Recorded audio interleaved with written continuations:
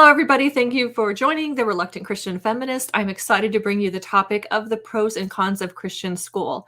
And as a mother and as somebody who's attended Christian school and Christian college, this is a topic that I feel pretty passionate about. And I am fortunate to have my friend Tami Parks here, who has also had an extensive history in Christian school. So I'm going to bring her up so she can introduce herself and tell you a little bit about her school experience so you can understand, we have all this type of, positive and negative experiences, and this can actually be very helpful for anybody else. So Tami, why don't you tell us a little bit about yourself? Hi, Kate. Thank you so much for having me on your podcast and talking about this really important topic. I've been a student at a Christian schools, and then I, as a mother, sent my kids to a Christian school. So a little bit about me, just in general, is that I have lived here in West Michigan all of my life. I love the area, except we get really late springs. So I'm ready for spring to come. We had snow yesterday morning, but I love West Michigan. I love the community here. And I am a business owner. I own a clothing care company called Great Lakes Clothing Care. And I also am starting my second bridal store this summer. Grew up in a family that was very involved in small business as well. And so that's where I get that bug from. I met my husband at one of the Christian schools we're going to talk about, and we've been happily married for over 30 years. We have 2 sons who are both married now. So we're empty nesters, which we are really enjoying that. Small business and a lifelong lover of Jesus. I have been and seen so much in churches and in schools that I know it really turns some people off. And I'm really blessed that Jesus has been there for me the whole time. So I'll tell you a little about my school history here and walk through those with you. I started going to Christian school right in kindergarten. My church that my parents have been part of for most of their lives didn't sponsor this school, but it was involved. It was a conglomeration of a couple different churches in the area and faith leaders who started this school. And I went there kindergarten, first, second grade. I loved it. I loved school. I loved the friends I got to see.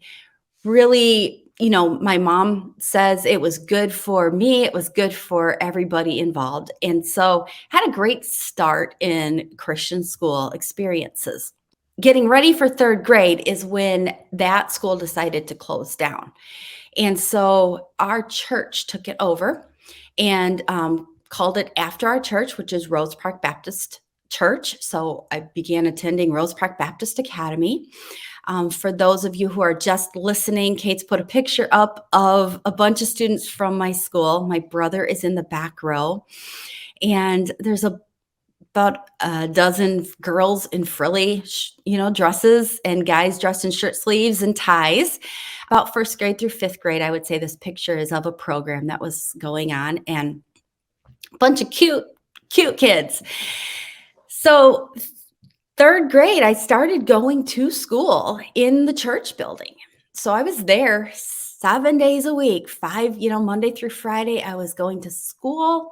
Saturday, there was always a rehearsal or an activity or a cleanup day or something. So we were back at church on Saturday for part of the day. And then on Sunday, of course, we were there all day. So I basically lived at that building. When I was in junior high, and I don't remember exactly the grade, 6th, 7th, right through there, our church bought a separate building for the school. And it was only a half mile from our house. So my brother and I would ride bikes, we'd walk. It was really easy to get to school. And we attended there up through my 10th grade year. 10th grade, we got a new pastor at our church. The principal of the school left. It was just a big shakeup year. And so our school merged, that's what we called it, with another school in the same town, across town, that another church had run. It was a good year for me because I started dating my husband that year. We met that year of school. He was a junior, I was a sophomore. And also, a big shift happened in my education because up through 10th grade, I had been in what was called the ACE program, which I know Kate is very familiar with, or ACE. And it was one style of education that worked really well for a lot of small Christian schools. But when we merged with this other school, they were using a more traditional way of teaching. And that was, the teacher is up in front of the class and, lecturing or going through the material, and kids are sitting in rows and listening to the same teacher at the same time, working through the same stuff.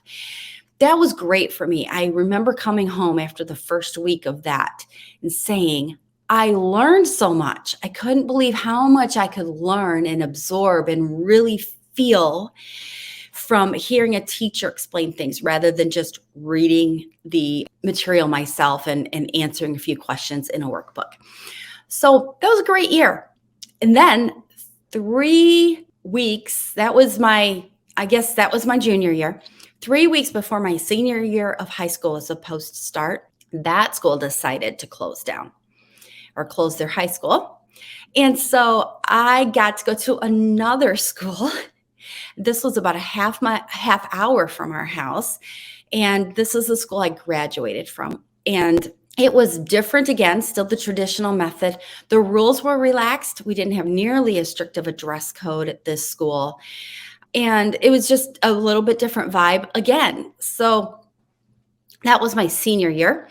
Graduated and went to a very conservative IFB, which stands for Independent Fundamental Baptist School, called Hyles-Anderson College in Crown Point, Indiana. Some of your listeners might be familiar with this college. It's quite polarizing. I had some family connections there. So that was one reason I ended up there. Also, they offered a 2-year secretarial program. And my goal was go to school, get out, so I can get married to my high school sweetheart, which in the end has turned out really well for me. So went to Hyles-Anderson, and this, I could fill 3 of your podcasts with some of the stories from there. But I did graduate with that secretarial degree, came home, started planning a wedding, and got married to Jeff. And we, had 2 boys. When it was time to educate them, we didn't know what we wanted to do, right? Jeff had also gone to Christian school for most of his life. We knew there were some things we liked about it, some things we didn't. And so we ended up sending our first son, to preschool at a Christian school called Zeeland Christian School. And it was run by the Christian Reformed Church of America. And he thrived. We loved it. It was preschool. It was cheap. And then we ended up keeping him there for kindergarten because it was so good. And then our second son went there, and they both went to that school and just thrived. And our family grew as far as spiritually through that experience. They both went to public school for high school, went to public high school. And then one of them went on to a Christian university called Calvin College at that time, Calvin University now. And then our second son went to Michigan Tech. They're both happily married, I think well-adjusted children. So that's my experience in a nutshell with Christian schools.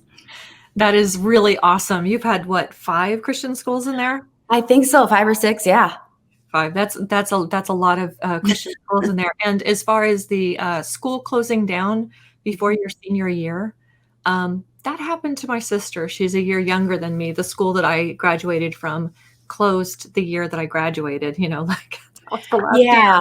So my sister had to go off to a different school to finish her last year of high school. We ended up graduating from different high schools, even though we are only a year apart. So my class ring actually had Rose Park Baptist Academy on it because I kept changing schools the end of high school that it was like I wasn't going to pay for it to get changed all the time. Plus, I started wearing Jeff, so Yeah, there's that. So he sounds like a great guy. Great thing to get from your Christian school is a good husband, right? That, for me, it worked out. I know. It doesn't work out for everybody, but it is Right. it is kind of a thing, you know? Yep. Yep. So, Yep. let me just share a little bit about mine because I don't talk too much about my Christian schooling, so I'll bring that, I'll talk a little bit about mine. So I went to a small Christian school, very, very small. It was, and this was from 5th grade until I graduated. Kindergarten through 4th grade, other than half a year in 3rd grade, I attended public schools down in LA. Not a really great area, not really great schooling, not a great experience at all. And so when I started, my whole family moved up to Sacramento, which is where my dad's family is originally from. And they enrolled me into the school that was attached to the church that my grandmother had started a few years earlier. And what I remember most is that first day. So what you can see in this picture is there are 7 boys in the front and 9 girls behind them. And then there's a staff of 4 women. The shortest of the 4 women is a woman that I have always known my entire life as Sister O. And she was the teacher. She was the one in charge. We used the term supervisor. But when I started on my first day, she's like, I was called Kathy back then. She's like, "Oh, Kathy, we're so happy to see you here." And she had my desk set up with my name. And I felt so incredibly welcomed. And I was so blessed to have this woman as my only teacher for 8 years, from 5th grade until I graduated. And what I really, really love about this particular environment, it had plenty of detractors, trust me. So we're going to go into that. But what I really love about this is that I was seen as a person. My teacher did not specialize in physics or algebra or geometry or all the things I really needed help with. What she specialized is in knowing her students and knowing me. So I felt seen, I felt heard, I felt loved, I felt valued.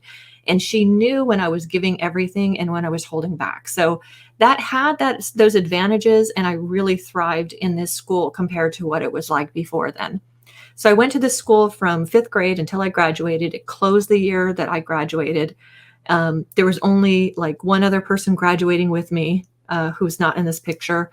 And there was one person who graduated 2 years before me, no one in the year before me. So like I said, anywhere from 17 to 30 students was pretty typical for this. So that was my growing up. And I don't have a picture of my college years, but again, the college was about 50 people. It was the college run by ACE, the people who created the curriculum that is used in lots and lots of Christian schools everywhere, and still to this day used in Christian schools and homeschools. It's not a traditional education. You are reading books all day, and then you're reading kind of like literature, and then you're answering questions, and you're able to take tests based on that. So it's really self-paced, independent learning.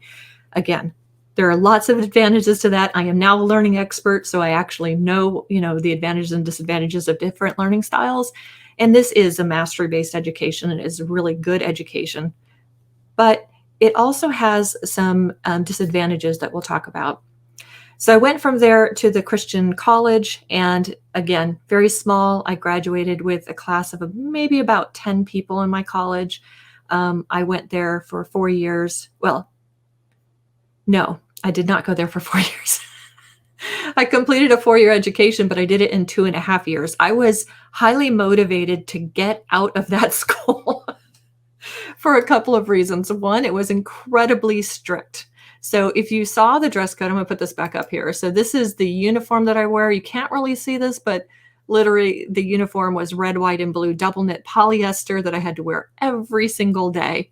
And college was no exception. It was double knit polyester. It was a different uniform. It was all burgundy my first year, and then they changed to a blue, but it was a skirt, shirt, vest, and tie every day with nylons and closed-toed heels. Those were requirements every day in Texas to wear nylons. So I haven't worn nylons now in probably decades. So it was just an interesting experience. And I have a lot of regrets and yet a lot of precious memories from those times too. So I don't think I'd ever change the thing. I probably wouldn't make the same decision knowing what I know today, but knowing what I knew at the time, it just made sense for me. Tami, how about you? Are there any regrets? Would you have changed anything or anything that you wish were different for you? Well, those are hard questions, right? Because it made me who I am. Yeah. I found my husband. I have, we're going to talk a little bit later about friends. So it's hard for me to always say I would change things. There are things I wish had been different. Maybe that's a good way to put it. I have freedom now that I didn't know existed. Yeah, I think I agree. I think there was so much freedom available to me, but I was unaware that I had those options. Yes. And my parents were super normal. Mhm. My dad, like I said, we're in small business. So I was working in my parents' business. And so I got to see things that weren't necessarily school or church approved, but know that there were normal people out there who also loved Jesus and went to church and maybe didn't have to wear skirts or culottes all the time. They could wear pants, right? Yeah. Um, so I guess, yeah, there's things I wish were different. There's I wish I'd known I could have done so many different things in my life. But at the same time, I'm pretty sure I'm right where I'm supposed to be now. So yeah, it's a tough question, Kate. Yeah, I think that knowing that you have options and that you chose the best of those options is one thing.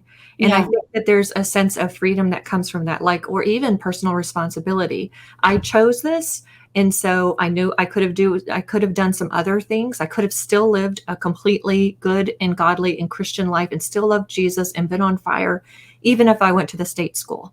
And I didn't even know that was a possibility for me. I thought that my faith would be threatened. I thought that I couldn't stand up for what I believed. I pictured the entire world growing up in such an insular environment like you. I lived kitty corner from the school. I went there 5 days a week for school, and then we had church 4 times a week. So Mhm. I mean, the church was my living room. So I was there all the time. I feel like I felt like the whole world was a threat, and Yeah. it's that Yeah. whole sense of it's not safe out there in the world, and you will Totally. succumb to the temptation if you interact with people who don't think like you. And that is kind of a disadvantage, and it's one of the reasons that we're talking about this topic and the pros and cons of Christian schools when we talk about those. Yeah, it was almost a bipolar thing for me, right? It was like, hey, when I'm at school or church with these people, I need to be this way. And then when I'm out in the world, as we called it, Mhm. Yes. simply in my community, if I was wearing something appropriate for cleaning out the back of my parents' laundromat, but my pastor walked in the front door, I'd hide, Mhm. right? So, Yeah. yeah, My church was like, no, my church, and I love my church, by the way. I yeah. love my church.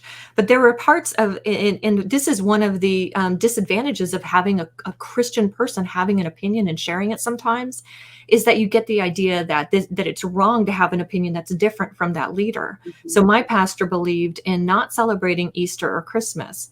And that's Mhm, because they were built on pagan holidays. And so there's all these mhm. pagan things that are involved in it and stuff.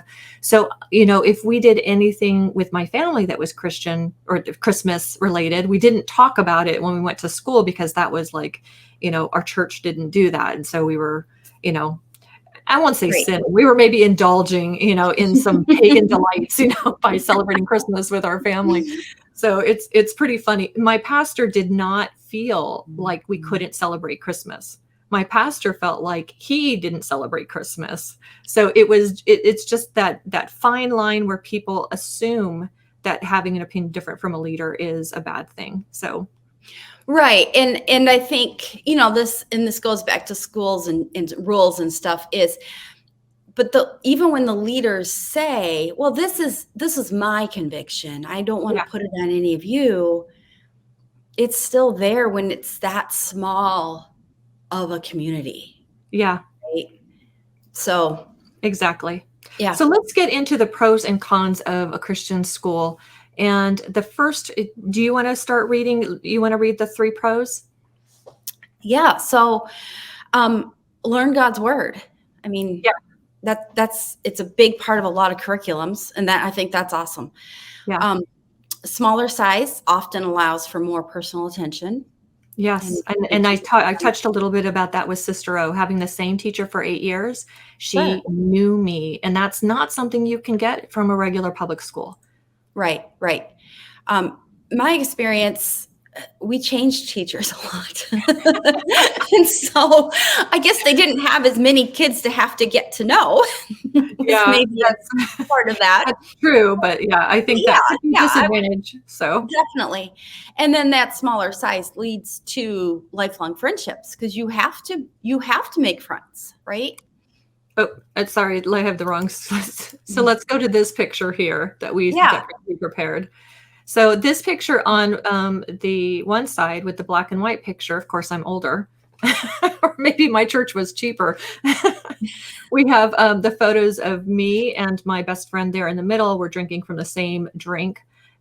She has been my friend since I was 3 years old, and sadly, she passed away 7 years ago. But we were best friends for life.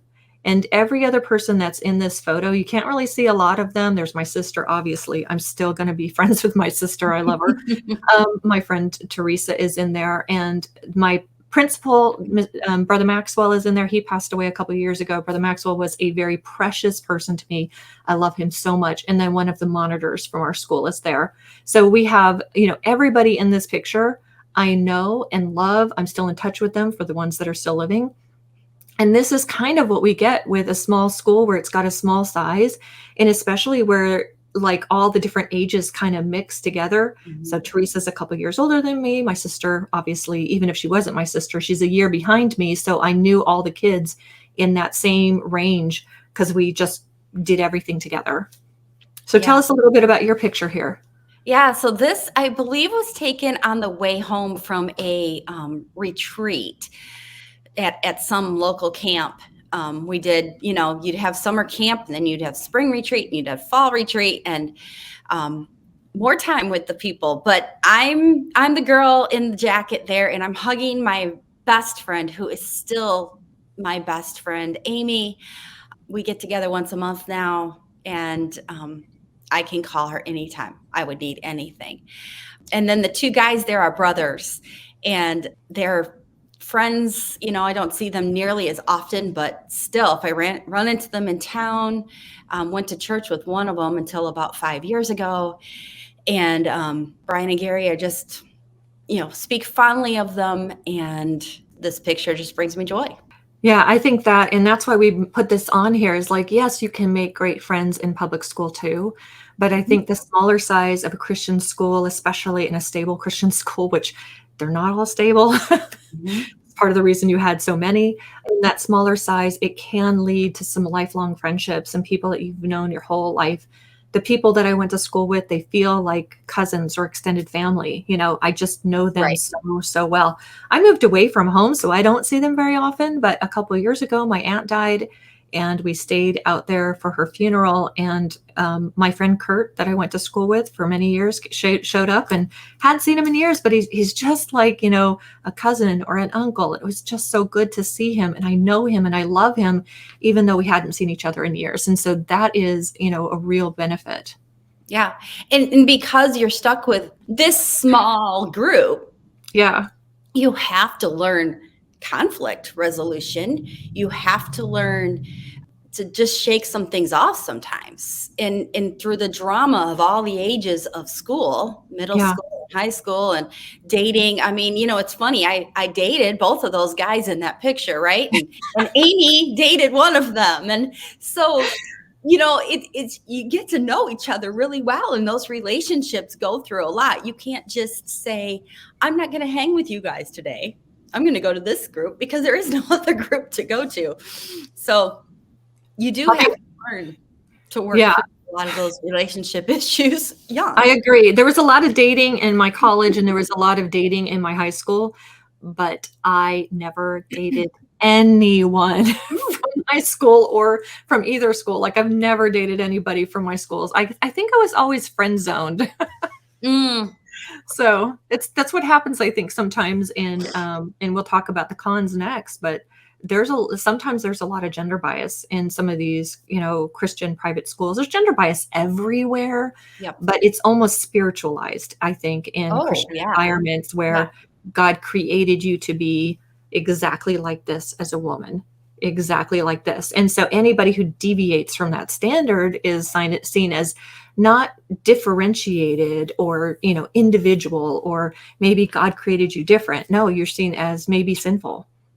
Right, because the boys had plenty of choices, Yeah. right? And the girls had basically you have one choice to be a wife and a mother and a Yeah. housewife. If you wanted to be a Christian school teacher, that might be okay if Yes. you're the wife and mother first, or until you become a wife and mother. Yeah. I actually, when I was at college, I was told um, at the college I went to, you were a wife and mother. You were being trained to be a pastor's wife or a Yep. missionary's wife or Yep. a Christian school teacher's wife, right? You weren't being trained to be anything except the wife of somebody. Yeah. And I was I was in family business, and I was told, well, business is okay if it's a family business. So, that's okay because you're working, in conjunction, you're under the authority of your dad or somebody else in the business. Hmm. Yeah, I couldn't even have my own business. Jeepers. I Yeah. had to.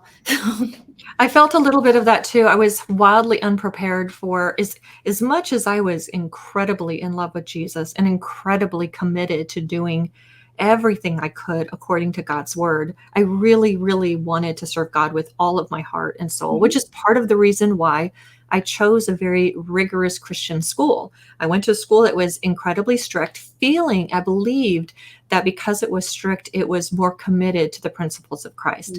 And so I went to this school and there was a big break. Like I graduated in 87 and I didn't go to school for another 4 years, whatever that is, like 91. So in that break, I had worked retail environments. I had been a Radio Shack manager. I had been a manager of another retail store. And so I'd lived on my own. I had my own car. I had all this stuff going on. And I really wanted to return to a college education. What had happened is when I graduated high school, I really wanted to go to college, but my dad was against it because he went into the Navy after school and he feels like college is unnecessary. He's changed his opinion on this since then, but at the time, that was a big influence on me. And then my pastor had asked me to work for him. And so having that request from my pastor, it felt like spiritual direction. Looking back, I'm very grateful that I did that because it did open my eyes up to everything, so that when I entered this Christian school, and this is the part I was unprepared for, I was seen as kind of worldly. Mhm. And so like I was, I don't know. I think I was seen as kind of somebody who could be reformed because I had, been way too independent for a woman. I also started college when I was 22, so I was older than almost everybody else. Another reason why I didn't date anybody. So, way too independent for a woman, way too old for all the guys, and way too much had way too much of an opinion on stuff, which is why I'm a real Christian feminist now. Back then, I would have never used the word feminist for myself because that was the enemy. But Mhm. I was seen as a very worldly person, which is, it always made me feel like an outsider, even though I was an insider, even though I was in the most committed environment I could possibly be, even though I followed all the rules. Some of the other girls would break the rules. They'd go up on the roof late at night. Oh, I'm telling on them. I'm sorry. I'm not going to give names. I promise. If you see this, I'm not naming your name. So they would go up on the roof at night with some boys. They would go kissing. I never did any of that. And yet I Mhm. was seen as the outsider. So Yeah, I mean, I definitely can feel those feelings of being the odd one, even though I was the one that had gone through I've been through the whole system. yeah. But I don't know why, but they do seem to find us quicker than Yeah. maybe we get identified by others faster than we identify ourselves because Yeah, we and want then to be part of the and it group. could be that insecurity, that insecurity that often happens in a religious environment and a very rigorous religious environment where you're always wondering if you're good enough. I remember staying up late at night wondering if God came back now, have I repented of all my sins, or am I going to be caught out? Am I going to come? Is Jesus going to come back and send me to hell? So this is some of Mhm. the things that would keep me up late at night because I really wanted to do everything right. So let's go into the cons because we're talking about a few of the cons, Mhm. and one of them is it can thwart a child's perception of self, others, and God. Now, I agree that public school and all schooling can thwart somebody's perception Mhm. of self and others, but public schools don't have this perception of having spiritual authority, where a church or Right. Christian school, it's like they're setting a standard that they're purporting to be. I'm not sure if that's the right word, but they're promoting it like this is God's view of others, of yourself, and of the world. So that can be, if it's not exactly right, it can, and it doesn't have to be exactly right. I don't know exactly how to say this, but this idea that we know the right way and everything Yeah. else is wrong. Yeah. So there's definitely that others word you used. I mean, there is us and then there's others. Yeah. There's the ones that are choosing the right thing, which is this school. Us. Yeah. Us. And then there's others. And I mean, I think the world itself, not just Christianity, tends to do that, right? Tends to put ourselves into those categories because we want to feel secure in our choices. But I think that was probably the biggest difference I felt between my Christian school experience versus my children's Christian school experience, is that with mine, there was always, oh, you made the right choice. Your parents have done well sending you here. This is how things should be done. And Yeah. then, but when my kids went to this other Christian school, it was not that way. It was, this is a choice. We are happy to have you here. We are all a community together, but we're going to also love these other communities. Yes. And not because they need us or we're going to love them to Jesus or anything like that, just because they're just different. That's okay. So Right. yeah. So that definitely can be something with Christian schools is, you made the right choice for your children. And, you see that with homeschool communities, you see that with, just communities in general can be that way. Yeah. Yeah, you're right. I think a lot of it has to do with that confirmation bias. This is the choice I made. And so I've got to feel good about my choice. So I surround myself with evidence for what a great choice I made, and everybody else is a wrong choice. Yeah. So let's look at some of the other cons, though. I think that's probably one of my biggest con is that perception of God and how it creates often this us versus them type of thing, which can happen in public schools too. But I mean, like I said, out of all the Christian schools I went to or have experience with, one of them didn't have that. Now, all the other ones did to a large degree. So some of the other cons is they're often not as academically rigorous, and they often don't offer as many courses or options. And along that same line, they may not offer a differentiated learning for students who have special needs or require accommodation. So for kids that want to go and pursue, like, for instance, my son is really interested in auto repair, and there may be some of these schools have academies where you can learn auto repair in high school. Or my daughter is able to go to, by the way, I didn't mention the fact that I didn't put my kids in Christian school. I got my degree in Christian education, but I didn't put my kids in Christian school because when I prayed about it, I felt God leading me to put them in public school, and I couldn't believe him. It's one of those prayers where I almost felt God tell me to put my kids in public school, and I was like, I'm sorry, God, do you know who you've called? Have you caught the wrong number? Like this, I've only been in Christian education. I have my degree in Christian education. Like putting my kids in public school felt like throwing them to the enemy. Yeah. And it really opened up my eyes to how I had perceived the world as a result of many years of indoctrination. As great as my school was when I grew up, is seeing the world as the enemy. But my kids have benefited from public school because of these options and courses and accommodation a great degree. I don't know that there is a public school that could give them some of the options they had in public school. Right. My husband actually talks about this frequently because he was valedictorian of a class of 9. And my husband is very smart. He's very brilliant. He's an engineer. But he ended up there because people told him, well, you're good in math. You should go into engineering.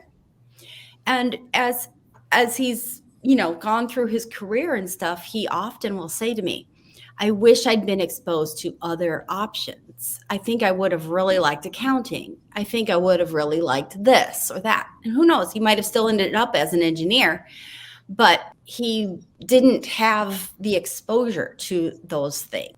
And yeah, my kid, like you, I sent my kids to Christian school through 8th grade, but then public high school.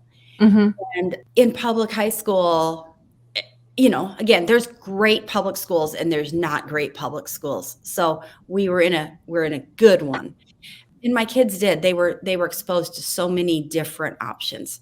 Now, I think maybe that has more to do with the size of the school than in Christian or public, but because Christian schools tend to be so small, I think it bears talking about.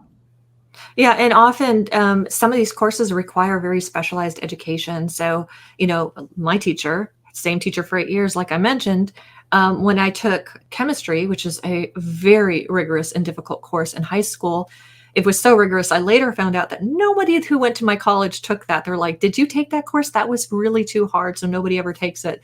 And then when I went to a community college and took a chemistry course, I never studied and got 100 all the time. And I scored super high on the ACT in science because of the chemistry. So the chemistry curriculum was incredibly rigorous, but I cried my way through chemistry because my teacher didn't know chemistry. And a couple of times she would grab the books with all the answers and she'd lay it out. She's like, "I don't know how to solve this. Let's look at the answer and figure it out." Yeah. That is not the best way to learn, but it did also teach, and like, it is not something that I would purposely throw somebody into the deep end of a subject like that. But it did teach me a lot about a growth mindset, and the fact that I can figure out difficult things. So it turned out to be a good experience, but certainly maybe not the planned experience. Yeah, I actually have experience with chemistry too. I actually took it twice in high school. Mm-hmm. Because I took it once through ACE. It was hard. It was, but I couldn't, at least at our school, we didn't have any of the lab equipment. We didn't either. So I read about the lab experience. Yeah. Right. And then I have a great short-term memory. So I read about it and I quick answered the questions and I did great. Yeah. And then I got to the traditional school, which I was talking about, and I was in a junior and all the juniors took chemistry. I'm like, "Well, I already took chemistry." "Well, we don't have any other option for you to take chemistry." And I learned so much because I got to see the experiments happening. So I think that's too, again, a learning type too. Yeah, totally. I took the chemistry. I struggled through the chemistry. Again, we didn't have a lab, but I struggled through it. I ended up passing it. I ended up doing, like I said, doing very well at it. But when I went to college and got to do the lab, I was like, "Oh, this is so cool." Oh, and this is what happens. For those of you who are too young to remember, I didn't have access to the internet. So I couldn't look up any of these lab experiments. I didn't have access to see what was happening. It all had to be kind of like in my head. And I don't have a very good imagination. Like, I can't see pictures in my head. So yeah, it was definitely hard. And that's kind of one of the disadvantages of the Christian schools, especially the smaller ones, is that they may not have the teachers with that specialized education. Right. And so you might have to, and there is definitely an advantage about, this growth mindset and learning by failing. So you learn a lot about yourself and you can develop resilience and grit, but I don't know. Sometimes you just want to learn a subject too. Yeah. Yep. So, and then we had, I think, 2 other cons on this. So we talked about the academic options. We talked about the perception of self. But you had added that Christian schools can offer a very narrow worldview, which I think we talked a little bit about us versus them. And then the last one you experienced for sure, and my sister experienced, and that is that Christian schools are not always stable. So what looks like a really good option today may not be there in 3 or 4 years. My school sadly closed down the year I graduated, and yours closed down. Well, you had a couple of I had a couple shifts. Yeah, exactly. And some of them, I get to take some friends with me. Some teachers moved with us, but there was no stability in knowing exactly what was going to happen. Right. Yeah. And my college doesn't exist anymore either. Yeah. Yeah. And what about yours? It exists. It's a lot different than it was then. And it's had some major scandals, so. Yeah. My college doesn't exist anymore. So those are the pros and the cons. And I just want to circle back on the pros on the learning God's word, because I was talking to my Mhm. daughter who is graduating this year from a public school. She's never been to a Christian school. She has only been in public school from kindergarten on, other than preschool. And when we talked about the pro of learning God's word, she was like, yeah, my friends who go to Christian school are learning all this stuff about the Bible and Christian history, and I don't really know any of that.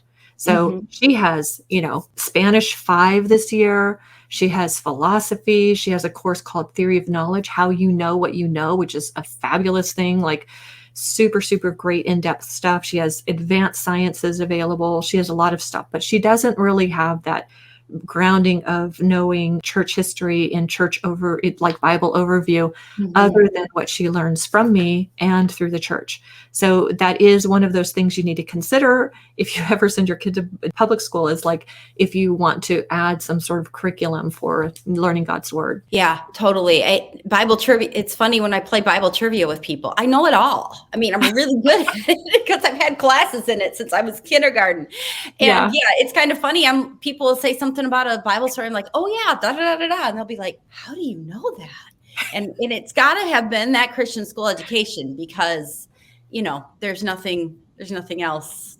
Now, So I will tell you, she knows almost every Bible story. And yeah. that is because she's got a head for stories. She loves stories so much, and the narrative and how story structure works.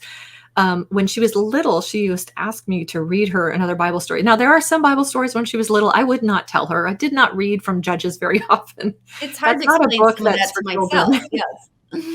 But she does know a lot of Bible because she really does like have that desire for it. And when she's stressed, she will turn on the Bible app and listen to the Bible, and it calms her down, and she loves listening to that.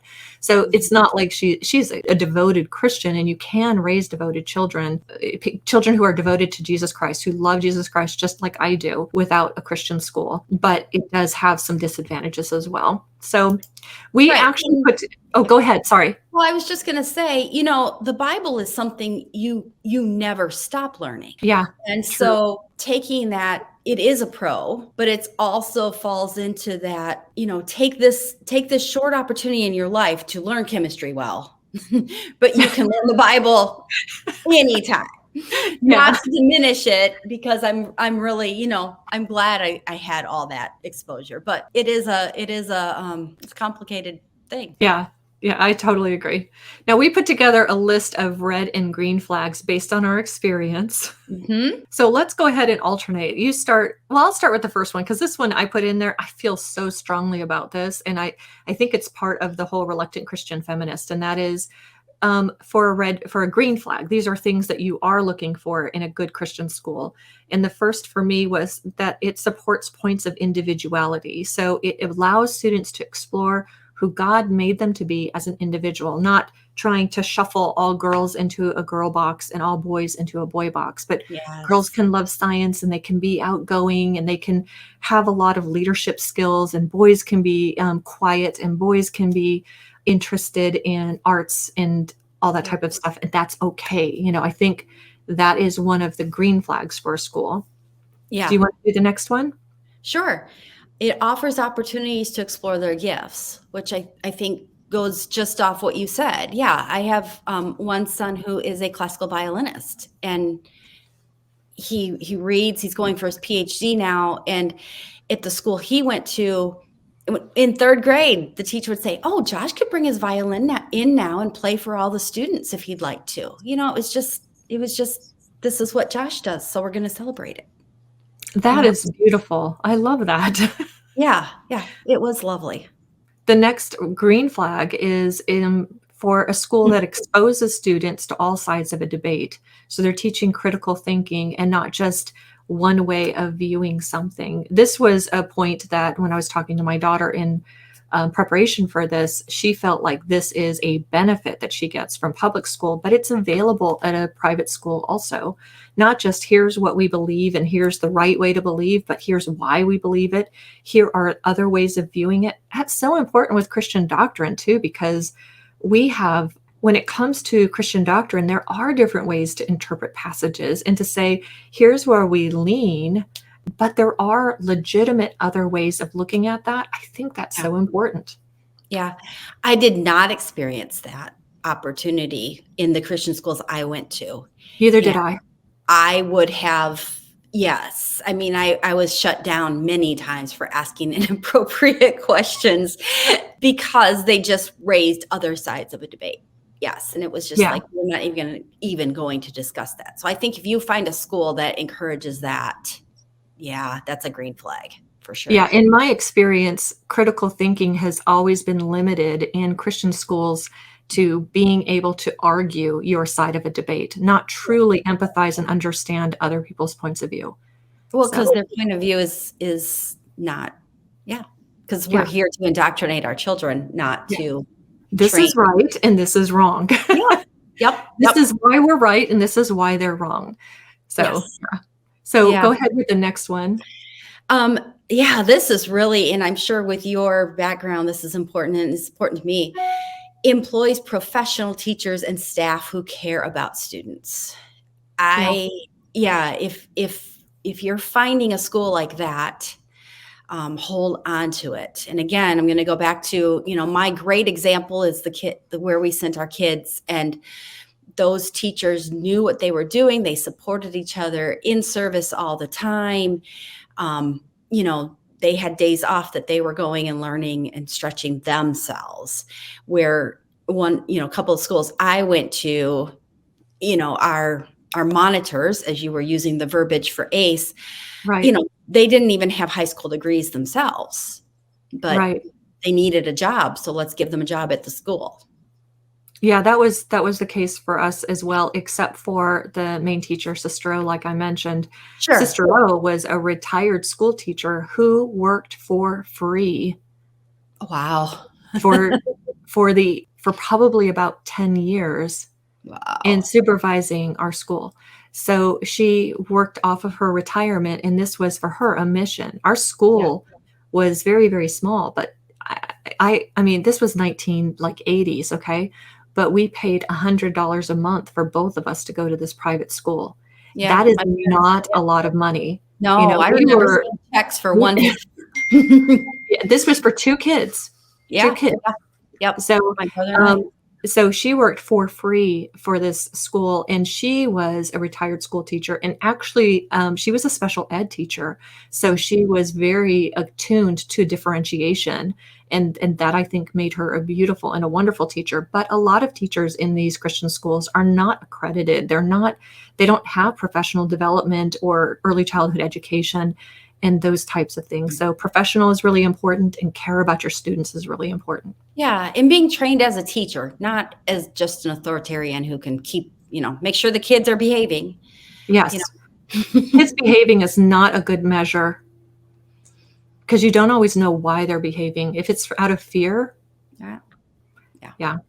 So why don't you go on to I'll do the next one. Actually, you do this next one because that was one you brought in. Okay. So green flag is if they safeguard the children from harm. And that is such a wide statement because I think more harm comes from inside the Christian school than Mhm. outside the Christian school. Yeah, And another thing I see happen in Christian schools, in my experience, is that problem kids would often be sent to the Christian school by their parents because they got yeah, kicked out of another school. So they would be sent to the Christian school. But that would often cause problems with the kids who have been attending the Christian school. They don't know how to deal with these others coming in. And so I feel like a good Christian school, and again, a green flag is, does the leadership know how to protect children from themselves, from each other, and then from being abused by adults? Yeah, there needs to be so much conversation around that. yeah. And And it feels like it needs to be a lot of policies and procedures in place that are full of compassion for yeah, people, not just judgment. So right. Yes, so much. It's just a whole different mindset. I Mhm. agree. I mean, I think as Christians, we want to just let everybody in, but there's got to be some sort of safeguards. Excuse me. Okay. And then I had on here encourages or invites students to participate in religious disciplines rather than forcing it. Yeah. As Yeah. can happen, because I like the fact where schools have like a dedicated time for prayer or a dedicated time for reading and Bible meditation. We had that in the morning before our school opened. You drop Yeah. off your kids between like, I don't remember, 7:30 and 8. And then the kids would come in, we would sit quietly, we would pray or we would read. It wasn't a time to, it was just a way to start our day that way. But we weren't forced to do it. It was Right. the enforcement was quiet time, not enforced disciplines. I've seen some schools where they enforce disciplines, and I go into the red flags, into more depth on what that looks like. Have you seen that? Yeah, I have, but I've also seen the guided. Maybe guided's a better word than, Yeah, guided is good. guided is good. And then we made a note here too on our notes that inviting the parental and family involvement into that. Yep. What if the parents are invited, or to come to that quiet time before church begins and before they go off to their work day? At Zeeland Christian School where my boys went, grandparents and parents were welcome to come to lunch anytime, Yep. and just encouraged, come to lunch, pray with your kids. This is a family, this is a community, and we want all of you to come in and be part of raising these children. And Yeah. it wasn't either just our family, your family. It was adopt another, be part of the whole school.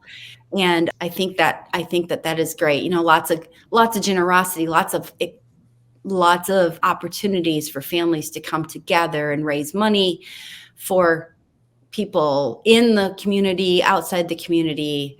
All of those are spiritual disciplines that I think if you find a school that's guiding into that, it's awesome. Yeah, I have great memories of not only the kids I went to school with, but of their families and their parents and hanging out with them. And they'd come and they would volunteer at the church. So I got to know them as well. Right. Been to Yeah. their house, I've ate with them, I prepared food with them, so great memories. I do like the parental and family involvement quite a bit. Yeah. All right, Yeah. so we're going to go into the red flags. These are things that I won't say to avoid these schools, but I would say definitely in my experience, and I think you would agree in your experience, if you see these, do some more digging and research before you enroll your kids in a school with these signs. And the first one here is one that focuses more on rules and compliance than on heart. And this is that legalistic kind of like, a good Christian because she looks like exactly like this. So those types of forced compliance often don't encourage people to explore how God made them maybe different. Right. Yeah. I would agree. Yeah. And the next one says teaches or supports a gender bias, which I think we can unpack a little bit, but I want to talk about dress code a minute, just Yeah, because that's something really heavy on my heart. And I want to say I am actually a fan of dress code. me Um, too. yeah, in my business, I have a dress code. I think that teaching children what is appropriate to wear is good. My mother used that word all the time because I was at schools where we couldn't wear pants. And so I got warped a little bit in my child mind that all women who wear pants are not Christians.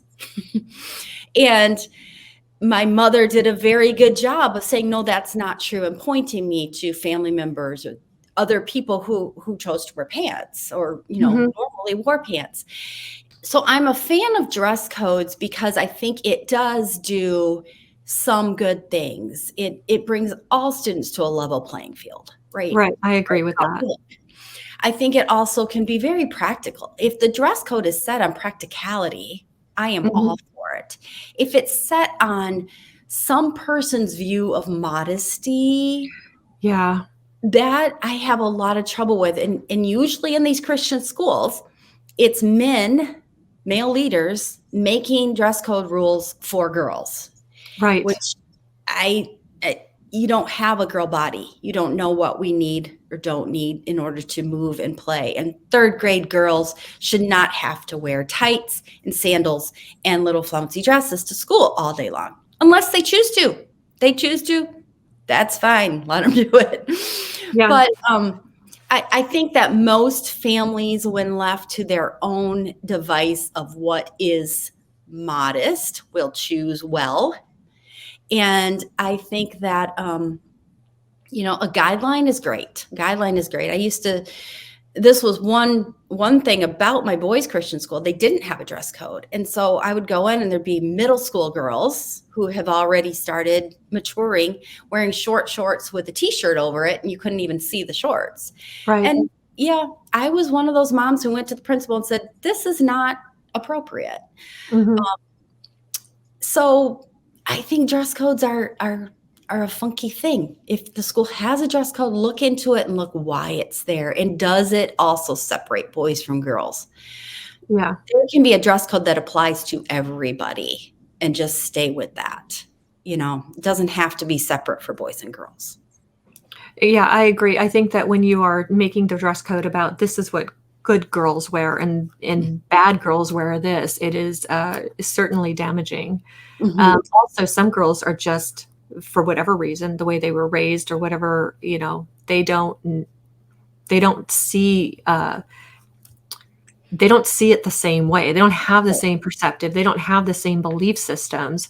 And while in a Christian school, you can assume that they have the same belief systems, it can set you up for feeling like your aunt or your cousin is worldly because she dresses that way. So I think it really is one of those things that you want to invite discussion about and say, invite people to say, as somebody who serves God, what do you choose to wear? Kind of like engage their choice on it with guidelines in place. So, Yeah. And, especially you're talking middle school and high school and college, a girl's body, one woman to another, looks completely different.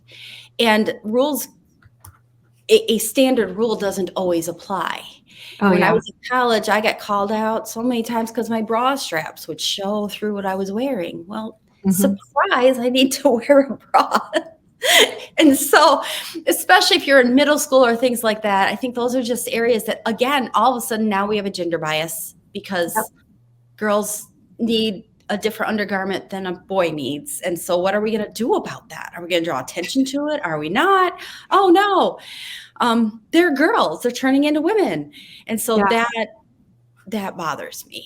It brings up all sorts of feelings and teachings about what the body is capable of. And also, I mean, it goes back to like Aristotle. I mean, even not even Christian, it comes to like this idea that the spirit is good and the body and the flesh is bad, Yes. instead of like it just brings up so Yeah. much But bias. again, we're talking about Christian schools and we're believing that God created this person exactly how you are. That's how God wants you. He created you, but we got to hide this and we got to hide this and we got to hide this and make sure you don't show this. So, Yeah. no. Yeah, God created you special and you're amazing, but your body is sinful. The Right. body that God gave you, he screwed up when he made you. So yeah, that's not okay. That's a red flag for me. And on the topic of gender bias, this idea of boys will be boys has got Mhm. to stop. This idea Yeah. that boys are allowed to be aggressive, they're allowed to be leaders, they're allowed to be wiggly, but girls can't. Girls have to be quiet. And way too many women have been told by their parents, by regular schools, not even Christian schools, that they're a little much. Yeah. Yeah. Yeah. I was never told that. Can you tell? I was never told that. Actually, I'm super, super quiet, and I was always, like very, very contained.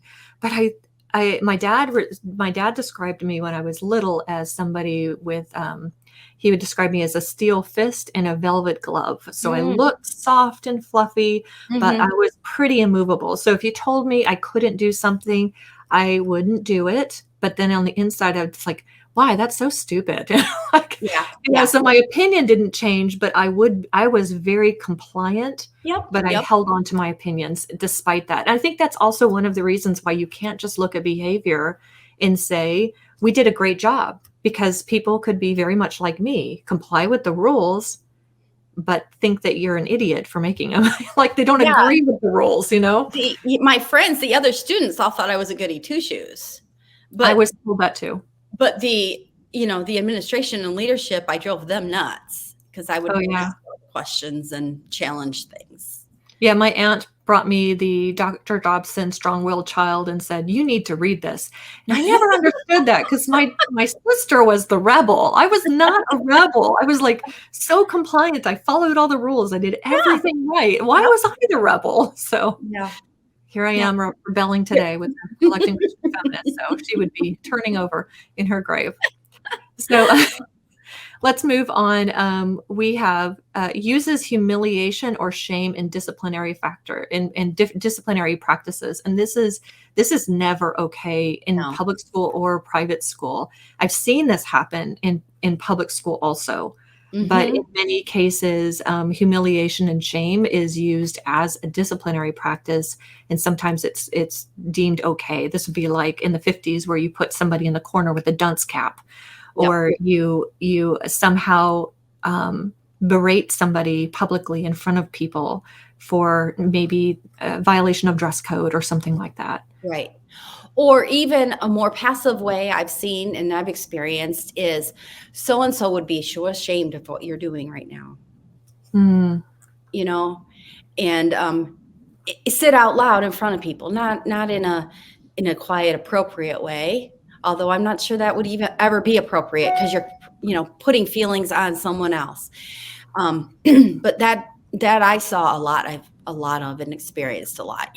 Your mom would be really ashamed if she knew what you had said to that teacher, or yeah. your grandpa would not want to see you in that outfit. Or God, you're making God Yeah. sad. Yeah. You're making God would be so ashamed. God is so Oh, ashamed of yes. you. Yes. So that view of God as being as though his love is dependent on what you do and how you behave, rather than God's love given freely to you because he loves you and he created you. He sees everything that we do wrong. He has seen everything we're going to do wrong, and he still loves us without any, like, we can't even conceive of how much he loves us. And when you use that humiliation and shame and you change that view of God, it is very hurtful long term to our children. And it's very confusing because after school, I don't know about you, but my church and school was very evangelistic. So we were supposed to go out after church, after school, and witness, go soul winning to our community and tell them Jesus loves you and wants you in heaven with him. But, an hour ago, you'd been shamed to death because you'd worn a skirt that was an inch short, or, Yeah. so, or read a book that was deemed inappropriate or something. So, Yeah. yeah, it was Or very listen to music. For me, it was like in my school, I have to I know this is kind of a little bit a thing, but it's hilarious that I went to a church that was very charismatic while I was going to college. And my choir tapes that I was learning for being in the church choir were not permitted. They were not approved by my college. So that is hilarious. So yeah, so the music could be, like, God forbid you should have a beat, because that leads to sin.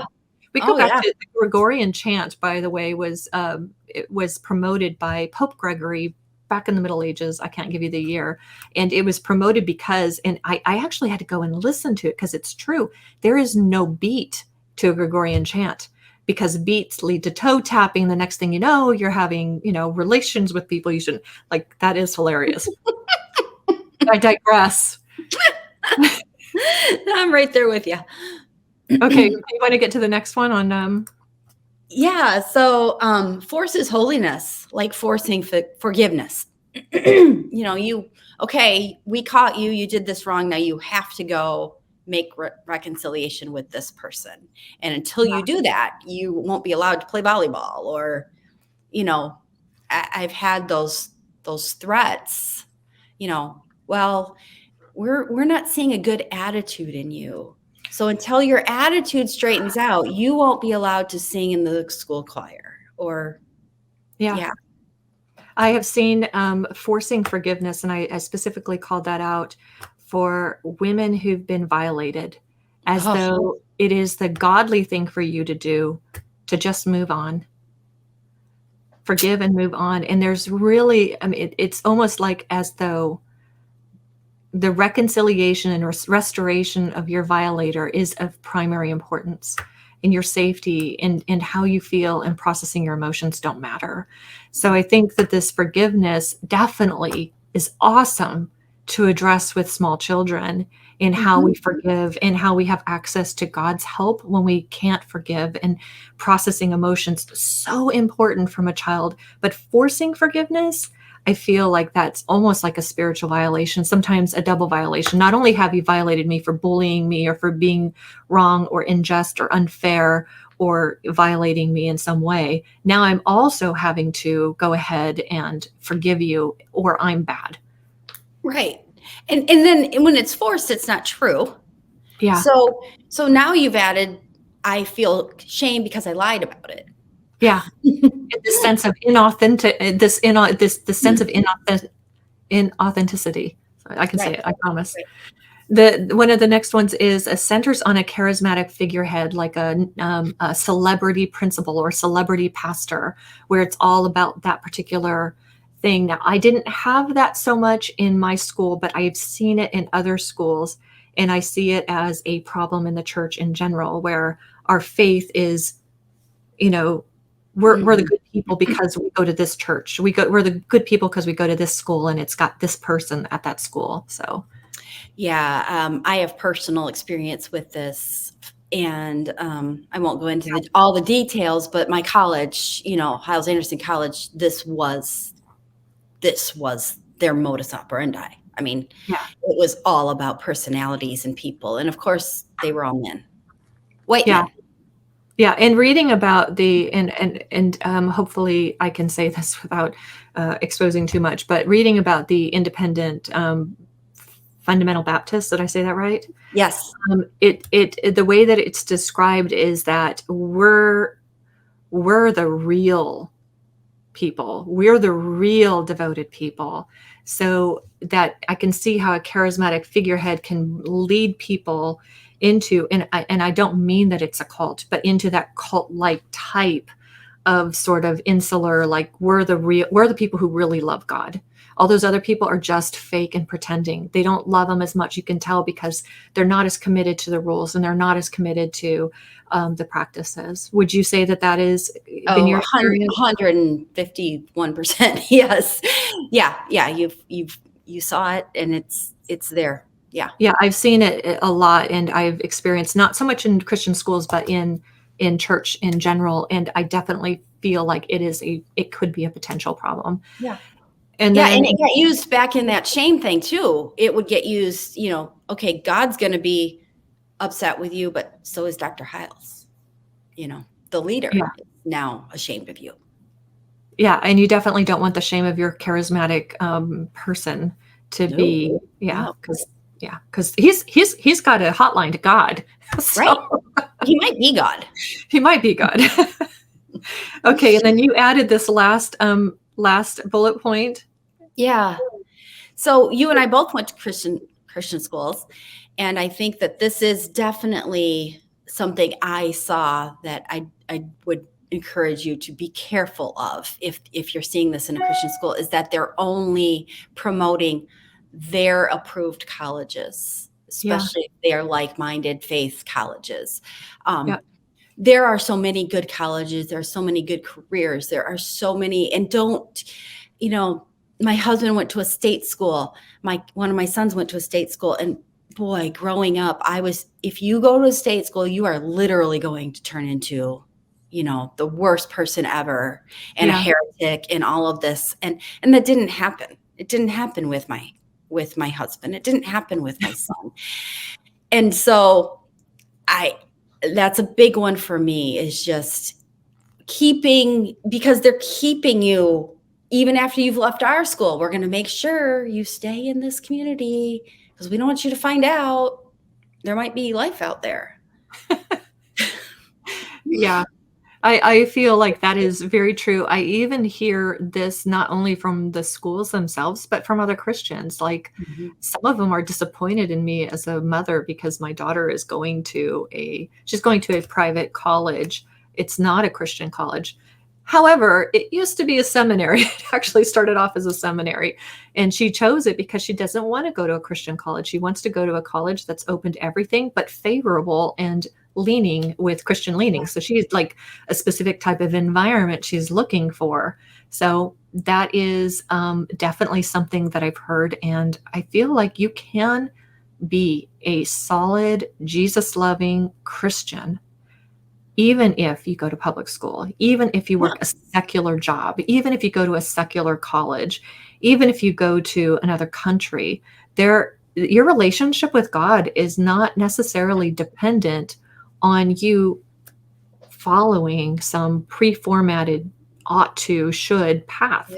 It Yeah, really depends on, and this is super important, really depends on obedience to Christ. it does. Wherever God is leading you to put your kids, that is always the safest option. Right. When my son was one of my sons was choosing colleges, he chose a state university to go to Michigan Tech, and he was actually told by somebody in our church who was a deacon, well, better to go to a state school than a bad Christian college, or a Christian college that'll teach you something different than we did, or something like that. And my other son, he went to a Christian university, but it wasn't our denomination. And somebody in the church asked me, Mhm. how did Pastor so and so let you send your kid to that school? And I looked at her and I said, well, I didn't ask him. He's not paying. So I think, Christian parents and Christian students, especially by the time they've gotten out of high school, they should be able to make those choices for themselves and Yeah, trust the Holy Spirit leading them. And I think that's the whole nugget we're trying to talk about today, is that the Holy Spirit is stronger than any of these things. And absolutely. loving Jesus and listening to him is available to each of us. That's sainthood of the believer, right? And Right. so I think it's okay to have autonomy in your family and in your own life and say, this is where Jesus is leading me. And Yeah. I'm going to follow him there. And he's going to be there, even at a state university, even at a public high school. Jesus is there. We preach he's omnipotent and omnipresent, and he really is. Yeah, I agree. I think that if you and I are proof that we can go to some pretty bad Christian schools, Mhm. and public schools too, for that matter. We can have some bad experiences in imperfect Christian schools and still come out loving Jesus. Now, Yeah, that doesn't mean that we didn't have to work through some drama and trauma and all the other things that come along with some of the things that we were taught and believed as a result of those particular environments, but God redeems everything. And here amen. we are talking about these experiences because we went through them and we can help other people. So if Right. you have, my listener here, if you have put your kids into a school and you're looking back and going, oh my gosh, that was the wrong choice, don't beat yourself up about it. I mean, God knows it's okay. Like, it's okay. And God is so faithful to use those experiences. Nothing is wasted. Not one experience that we go through is wasted. So Amen. Yep. Yeah, so true. I want to end with just a kind of a thing to tell people that there is no perfect school, but here are some things you can consider. The first is consider what is motivating you for or against a decision on a school, because we have a tendency to try and make decisions based on fear. I see that a lot in the Christian categories. It's like, if I do this wrong, God's going to hate me. If I do this wrong, I'm going to go to hell. If I do this wrong, I'm out of the will of grace, and I'm subject to God's, I'm out of God's covering and protection. So don't make the decisions based on fear. And that, I really want to say this is important. Don't put your kids in Christian school expecting the Christian school to do your job of educating your kids in your faith. We are the primary discipler of our children. We're responsible for their education, even if you put them in public school. I put my kids in public school, and I see myself as the primary educator, the primary discipler. So it doesn't matter what school I put them in or what church I put them in. There's no right or wrong one other than where God leads me. And then I want you to consider, what are your options, your costs, and your opportunities in your local area. So you might have a local Christian school that's amazing, or you might have a local Christian school that's not so amazing, or you might have a public school that's amazing. In my local area, we have a great public school system, which I don't think a lot of people can say all over the country. And also, I think it's really important to say that a lot of teachers are Christians too. So I Mhm. think we sometimes think that public school means that they're only around, a whole bunch of God-hating atheists, and that's not true at all. Some of my daughters, a lot of my daughter's teachers are Christians, and they're in high school, so they're kind of open about their faith. They're not preaching to the kids, but the kids know where they stand, and they know their opinions. The third question is, what are your child's needs? So do your kids need a differentiated education? Do they need the trade school or the AP classes? Are they really like wanting to go to college? And so those extracurricular activities and extra things they can do in a public high school going to benefit them with the right amount of structure and faith at home? I mean, that's a really important question too. And the last question is the most important question of all, and that is, where is God leading you? Because I was in a situation where my daughter was entering kindergarten, and I had every intention of putting her in a Christian school. And I looked at the costs and I'm like, oh my God, I can't afford it. So I prayed. I was praying, God, I'm going to need the money to send my kid to this Christian school. I don't see how we can make it.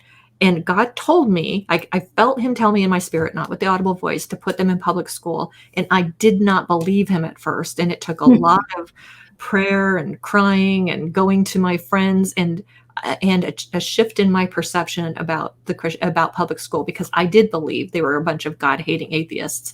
So sorry, all my friends in public school. They're I not. really needed a shift in my perception because I did grow up very insular, and so there was a lot of fear around that. Mhm. Do you have anything that you would add to that? No, just affirm everything you just said is right on. Christian schools typically are not free. And so Mhm. I think that is an important, you touched on it just briefly, but that's an important thing to realize too, is they are a sacrifice, usually financially. Yeah. And so if that's going to cause stress in your family, that is a consideration. Yeah. Um, in some cases, it's completely worth it. We look back at, we added up, we spent 90,000 to sit our kids from kindergarten through 8th grade. And we say, you know what, it was worth it Yeah. because the school they were at was fabulous and they thrived and it prepared them for public high school and life. Yeah. But, it's not every family has to make a choice. And your kids are going to be fine. Love them, teach them, talk about Jesus, and get their education where they will get the best education. Yeah, and I just have to say that God is so good. He will Mm, meet you where you're at. I was so fearful of it. And my daughter's first year of kindergarten, she was placed in the perfect room, the yeah. perfect teacher. The guidance counselor was a woman at my church with a strong faith. The Hmm. principal was a Christian with strong faith. Yep. They did a Christmas program, which I didn't think they would ever do in a public school.